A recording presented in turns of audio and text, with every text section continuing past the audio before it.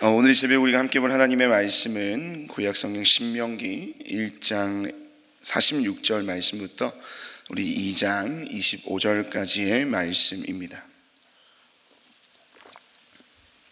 신명기 1장 46절로 2장 25절까지의 말씀을 조금 길지만 저와 여러분이 한 절씩 교독하면서 주의 말씀을 함께 봉독하기를 원합니다.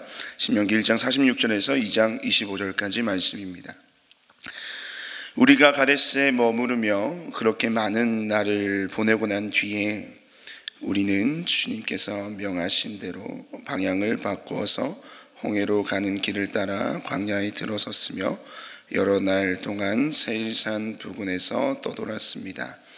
그때 주님께서 나에게 말씀하시기를 너는 이 백성을 데리고 오랫동안 이 산 부근에서 떠돌았으니 이제는 방향을 바꾸어서 북쪽으로 가거라 하셨습니다. 또 백성에게 지시하라고 하시면서 말씀하시기를 너희가 세일에 사는 에서의 자손 곧 너희 친족의 땅 경계를 지나갈 때에는 그들이 너희를 두려워할 터이니 매우 조심하여라. 그들은 땅은 한치도 너희에게 주지 않았으니 그들과 다투지 말아라. 세일산은 내가 에서에게 유산으로 주었다. 먹거리가 필요하면 그들에게 돈을 주고 사서 먹어야 하고 물이 필요하면 돈을 주고 사서 마셔야 한다 하셨습니다. 주 당신들의 하나님이 당신들이 하는 모든 일에 복을 내려주시고 이 넓은 광야를 지나는 길에서 당신들을 보살펴 주셨으며 지난 40년 동안 주 당신들의 하나님이 당신들과 함께 계셨으므로 당신들에게는 부족한 것이 아무것도 없었습니다. 그래서 우리는 엘랏과 에시온 게벨에서 시작되는 아라바 길을 따라 세일에 사는 우리의 친족인 에서의 자손이 사는 곳을 비켜 지나왔습니다. 우리가 방향을 바꾸어 모압 광야에 이르는 길로 들어섰을 때에 주님께서 나에게 말씀하시기를 모압을 괴롭히지도 말고 싸움을 걸지도 말아라. 그 땅은 내가 너에게 유산으로 주기로 한 땅이 아니다. 아르 지역은 내가 이미 롯의 자손에게 유산으로 주었기 때문이다.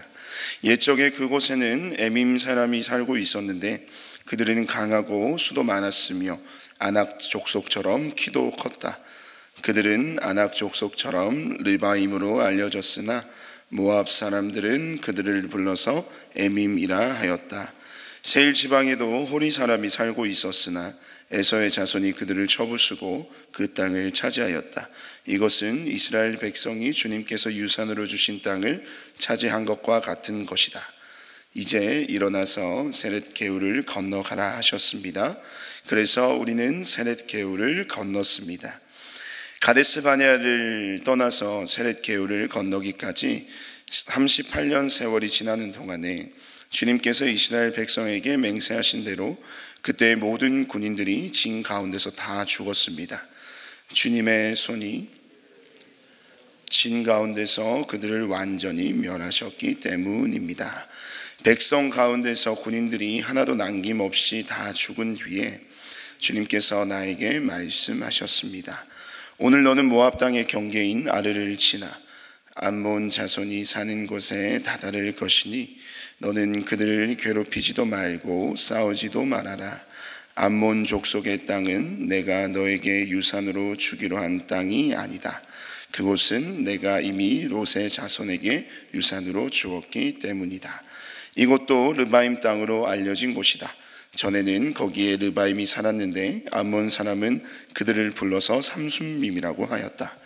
그 백성은 강하고 수도 많고 아낙 족속처럼 키도 컸으나 주님께서 그들을 암몬 사람들 앞에서 진멸시켰으므로 암몬 사람이 그곳을 차지하고 그들 대신에 그곳에 살았다.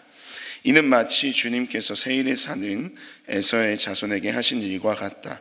주님께서 에서의 자손 앞에서 호리 사람을 멸망시키시니 그들이 그 땅을 차지하고 오늘날까지 호리 사람의 뒤를 이어서 거기에 산다.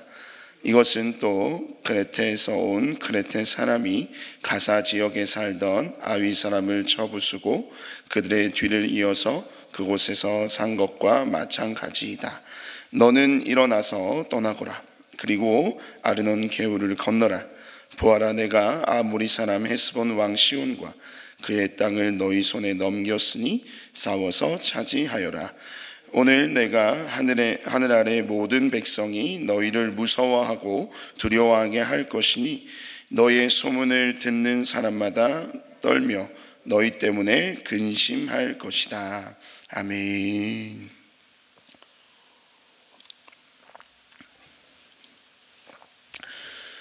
오늘 신명기 1장 46절에서 또 2장 25절의 말씀을 통해서 또 하나님께서 오늘 이 새벽 또 이 하루를 살아가는 우리에게 주시는 귀한 말씀 앞에 우리가 마음을 다하고 뜻을 다해서 그 말씀을 청종하는 귀한 시간 되길 소망합니다.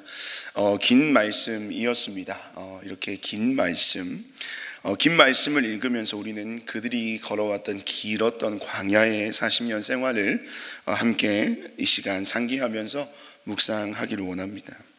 가데스 바네아 이 정탐 사건, 이것은 사실은 하나님의 의도와 그 이스라엘 백성들의 반응이 극명하게 갈리었던 하나의 에피소드였습니다. 사실은 이 가데스 바네아를 통해서 하나님은 이스라엘 백성들에게 하나님께서 주신 그 가나안 땅, 약속의 땅에 대한 그 하나님의 그 신실하심을 그들에게 이 가데스 바네아 정탐 사건을 통해서 보여주시기를 원하셨습니다. 그래서 정말 하나님께서 우리에게 하신 그 약속의 말씀이 그냥 허황된 이야기가 아니라 실제 우리에게 주어지는 하나님의 실제 사건이구나 라는 것을 이 가데스 바네아에서의 정탐 사건을 통해서 깨닫기를 원하셨습니다. 하지만 그 정탐을 하고 돌아온 이스라엘 백성들의 반응은 어떻습니까?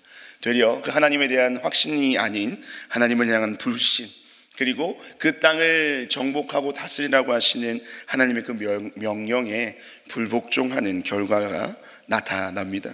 그리고 어떻습니까? 그리고 그들은 이 3일에서 4일 혹은 일주일 내에 갈 수 있는 그 거리를 그 불신과 하나님의 명령에 대한 불복종에 따라서 40년이라고 하는 광야의 생활을 보내게 됩니다. 근데 광야라고 하는 것, 이 긴 시간 동안 광야의 삶을 우리가 지금에서 돌아보면 그렇습니다. 그들이 이스라엘 백성들이 그 광야의 40년을 통해서 하나님의 그 은혜를 충만히 누리면서 그들을 향한 하나님의 마음과 또 하나님이라는 존재가 그들에게 어떠한 존재인지를 깊이 깨닫는 풍성하신 하나님의 은혜, 하나님의 인도하심, 그 하나님을 광야의 생활을 통해서 누렸던 것을 우리는 알 수가 있습니다. 만나와 메추기라기로 그들을 먹이시고 우리 낮에는 구름 기둥으로 밤에는 불 기둥으로 그들의 모든 길을 인도하셨던 하나님을 우리는 기억합니다. 그것이 바로 은혜인 것이죠. 광야에서 주셨던 하나님의 은혜입니다. 그런데 사실은 우리가 지금에서 그것을 우리가 그렇게 해석할 뿐이지 당시의 이스라엘 백성들의 마음은 어떠했을까요? 많이 힘이 들었을 겁니다.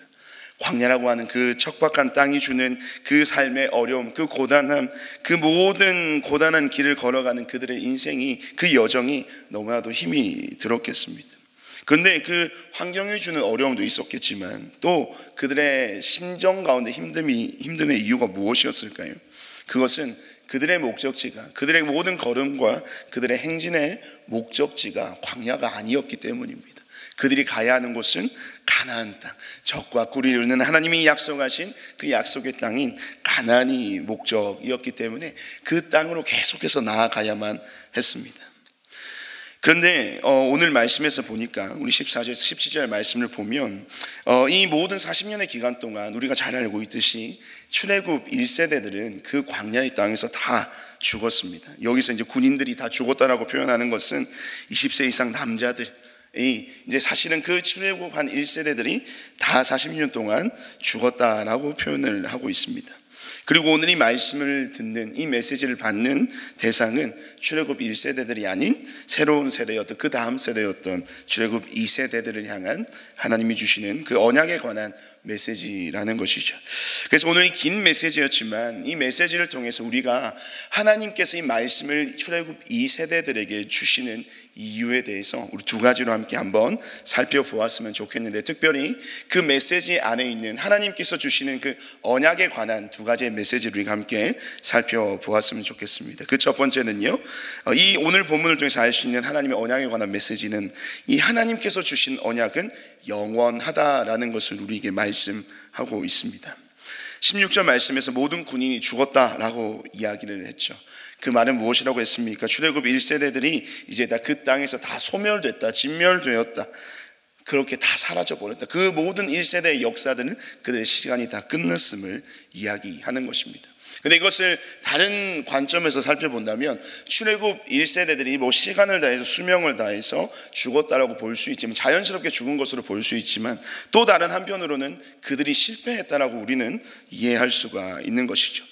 인간의 시간이 끝남과 동시에 1세대들의 그 모든 광야에서의 시간들, 결국에는 가나안 땅에 들어가지 못했던, 어떻게 보면 실패로 비추어질 수가 있습니다. 근데 이 실패에 대해서 우리는 어떻게 생각할 수 있는가? 우리가 아니라 또 이스라엘 당시 그 출애굽 2세대들은 그렇게 생각을 했겠죠. 1세대들이 다 죽었다, 결국에 그들은 광야에서 죽었고 그 땅을 밟지 못한 것에 대해서 그들은 실패했고, 곧 그들의 실패는 누구의 실패로 여겨졌을까요?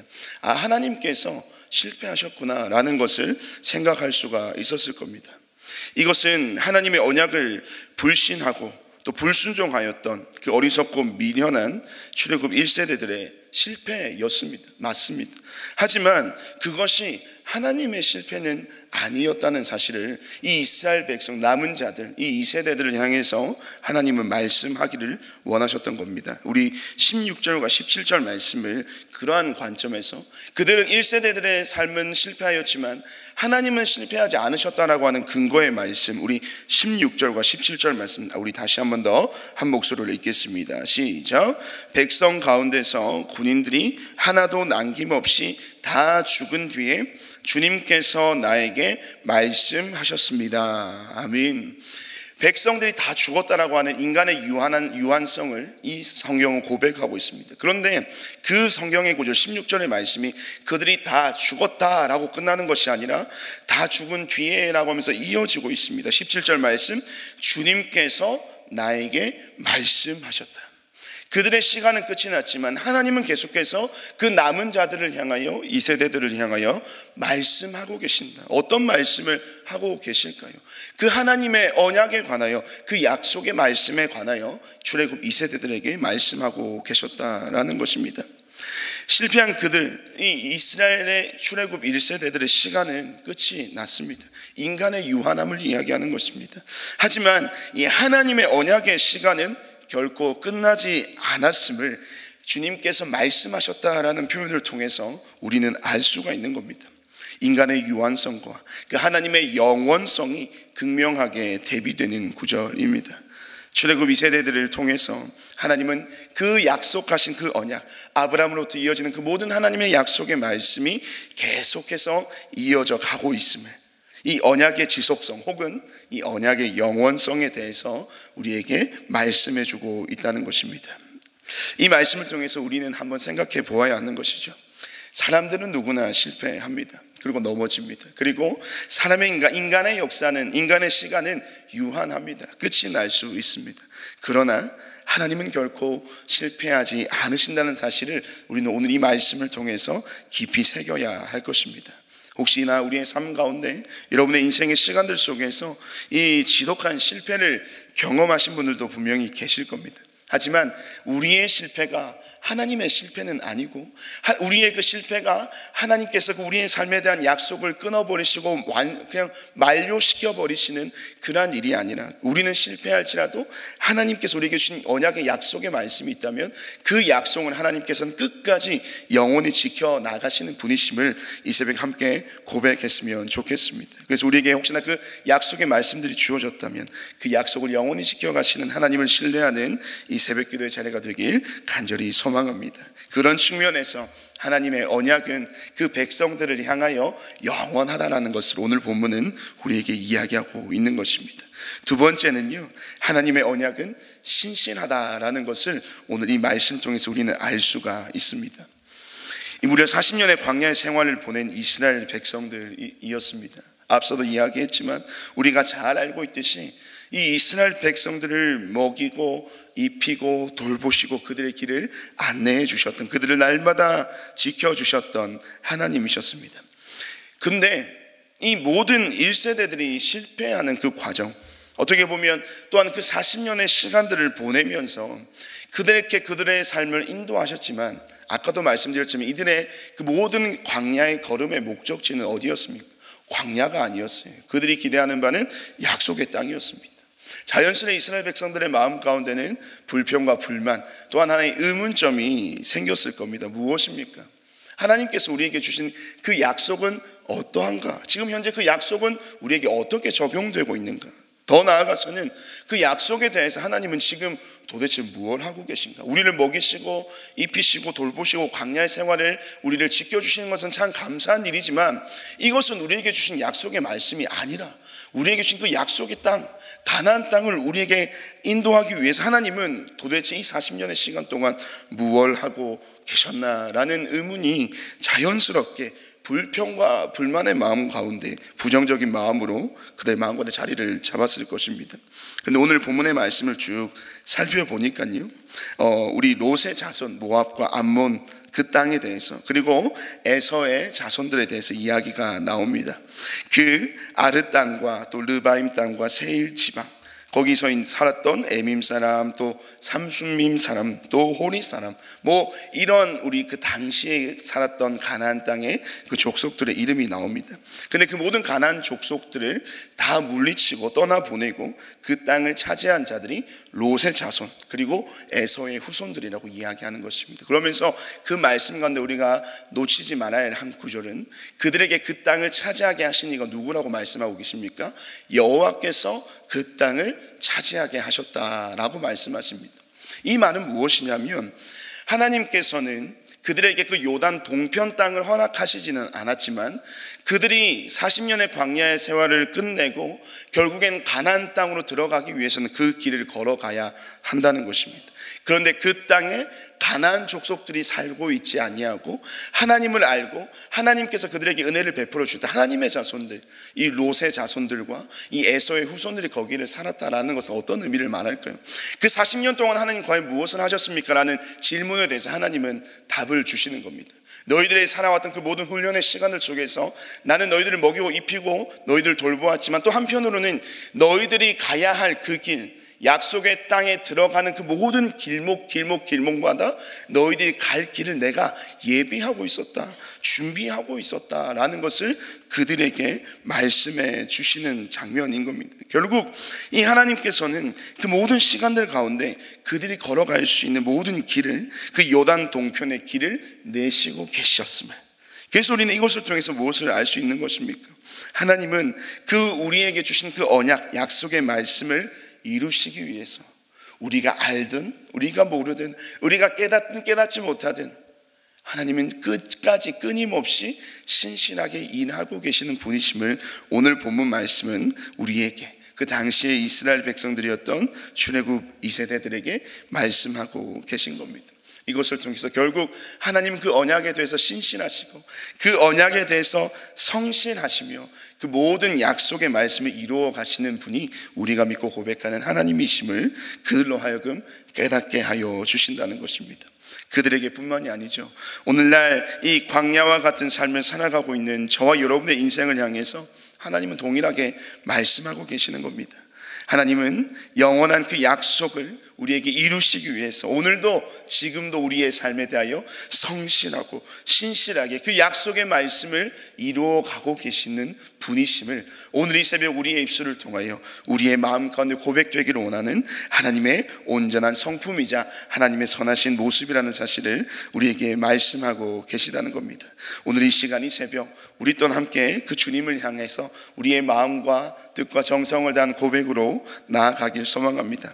하나님의 언약은 영원한 것이고 하나님의 그 언약은 우리에게 신실한 것임을, 그 영원한 하나님의 언약과 신실한 하나님의 언약의 약속의 말씀이 그 당시의 출애굽 2세대들에게만 주어진 것이 아니라 오늘날 이 땅을 살아가는 광야와 같은 이 시간들을 보내며 지내고 있는 그 광야 가운데 수많은 실패와 좌절을 맛보지만 그래도 하나님은 우리의 삶을 끝까지 붙드시고 우리의 인생을 그 약속의 언약의 신실한 자리로, 그 은혜와 복이 넘치는 그 하나님의 영원한 약속의 땅을 향해서 우리를 이끌어 가고 계심을 우리를 위해서 일하고 계심을, 그 하나님의 성실하심과 그 하나님의 신실하심을 오늘 이 시간 함께 믿음으로 고백하며 오늘도 우리에게 주신 귀한 하루의 삶을 살아가시는 저와 여러분의 복된 하루가 되시기를 주님의 이름으로 축복드립니다. 우리 시간 함께 한번 말씀을 기억하며 우리 먼저 오늘 합심해서 기도했으면 좋겠습니다. 오늘 우리가 보았던 것처럼 하나님은 그 약속하신 그 말씀, 당신의 백성들을 향해서 주신 그 언약의 말씀을 늘 기억하며 그 말씀을 이루시기 위해서 우리를 위해서 일하시는 분이심 우리가 고백하였습니다. 우리 자신의 삶에 대하여 늘 성실하신 그 하나님께서 나의 하나님 되심을 우리 또한 믿고 고백할 수 있도록 그 믿음을 달라고, 그 하나님을 바라볼 수 있는 눈을 열어 주시옵소서라고 기도합시다. 광야의 이스라엘과 함께 하셨던 하나님이 나의 삶에도 동일하게 함께하고 계심을 믿음으로 고백하며 나아갈 수 있는, 그 하나님을 깊이 경험하고 체험하고 믿음 가운데 확신할 수 있는, 주님을 신뢰하는 우리의 삶이 되게 해달라고 우리 말씀을 기억하며 기도해 주시고요. 우리 둘째로는 오늘은 교회를 위해서 함께 기도하는 날입니다. 영혼을 구원하여 제자 삼는 교회로서 정말 이 시대의 복음의 사명, 또 교회의 본질적인 사명을 온전히 감당하는 하나님이 쓰시는 귀한 교회로 세워 주시옵소서라고 우리 교회를 위해서 기도해 주십시오. 특별히 이 교회를 위해서 불러주시고 세우신 우리 담임 목사님에게 영육 간의 강건함을 주시고, 또 우리 모든 교역자와 교회 모든 리더십들에게 하나님께서 귀한 마음들을 주시고 동역의 귀한 은혜들을 허락하여 주셔서 또 하나님이 주신 귀한 복음의 사명을 함께 담당하며 나아갈 수 있는 귀한 일꾼들 되게 하여 주시옵소서라고 우리 교회를 위해서 함께 기도해 주시고요. 또 마지막으로는 우리 4월 22일 예수 영접 모임이 있습니다. 그 모든 예수 영접 모임 가운데 하나님께서 은혜 베풀어 주시고 예비된 구원받을 하나님의 영혼들을 보내주셔서 그 모든 영혼이 그 복음 앞에서 자신의 죄인임을 깨닫고 구원의 주를 온전히 고백하며 나아갈 수 있는 귀한 구원의 역사가 일어나게 하여 주시옵소서라고 이 시간 함께 한번 말씀을 기억하며 교회를 위하여 또 우리 예수 영접 모임을 두고 함께 합심하여 기도하시고 우리 개인의 기도 제목을 자유롭게 기도하시고 돌아가시길 바랍니다. 함께 기도하겠습니다.